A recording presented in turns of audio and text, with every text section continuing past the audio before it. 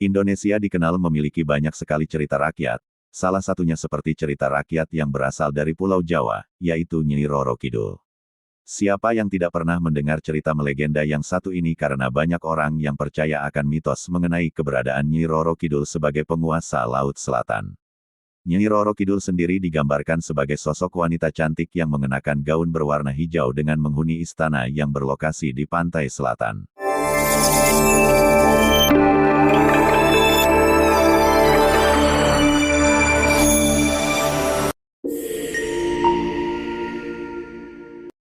Berdasarkan cerita, Nyi Roro Kidul merupakan keturunan Raja Prabu Siliwangi dari Kerajaan Pakuan Pajajaran.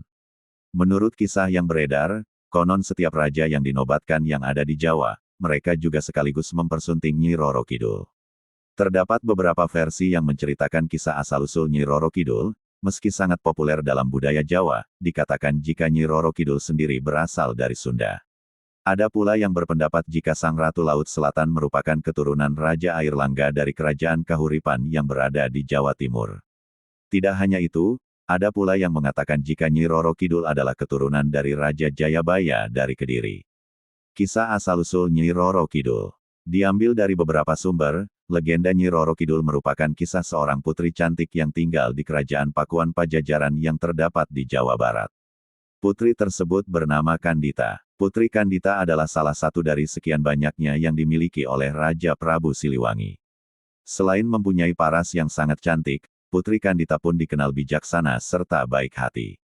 Maka dari itu, Prabu Siliwangi mempunyai keinginan jika Putri Kandita dapat menjadi penerus tahta kerajaannya.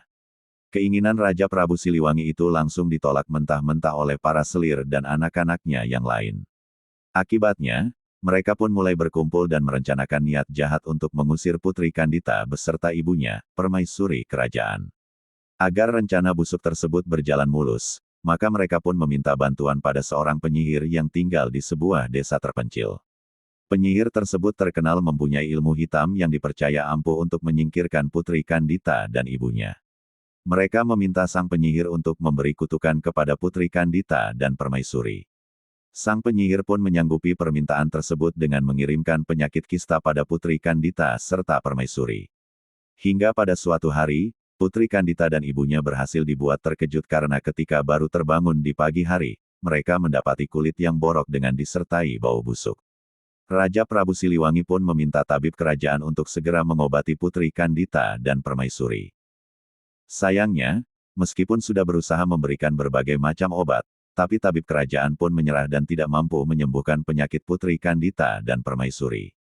Pada akhirnya, penyakit tersebut merenggut nyawa permaisuri karena usianya yang sudah senja tak mampu menanggungnya. Hanya Putri Kandita saja yang mampu bertahan dari penyakit kista tersebut. Raja Prabu Siliwangi pun dibuat terpukul dan frustrasi dengan keadaan yang menimpa Putri Kandita dan istrinya itu.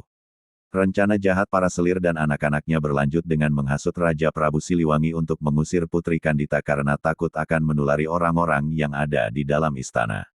Meskipun sempat menolak, tapi pada akhirnya Raja Prabu Siliwangi pun menuruti usulan para selir dan anak-anaknya.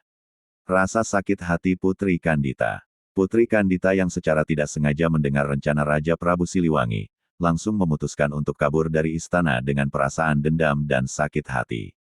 Putri Kandita pergi tanpa arah dan tujuan, hingga pada akhirnya mencapai pesisir pantai selatan Pulau Jawa. Rasa lelah yang dirasakan Putri Kandita membuat dirinya memutuskan untuk beristirahat sejenak di atas batu karang. Dalam tidurnya, Putri Kandita bermimpi jika penyakit yang dideritanya bisa sembuh jika menceburkan diri ke dalam air laut.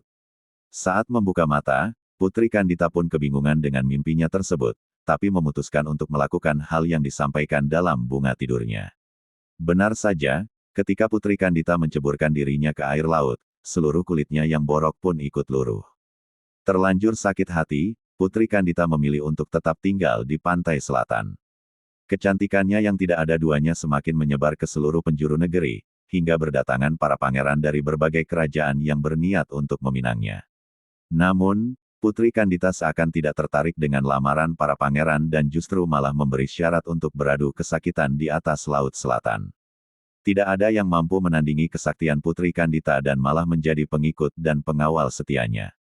Semenjak saat itu, Putri Kandita pun dikenal sebagai ratu penguasa Laut Selatan yang disebut dengan Nyi Roro Kidul.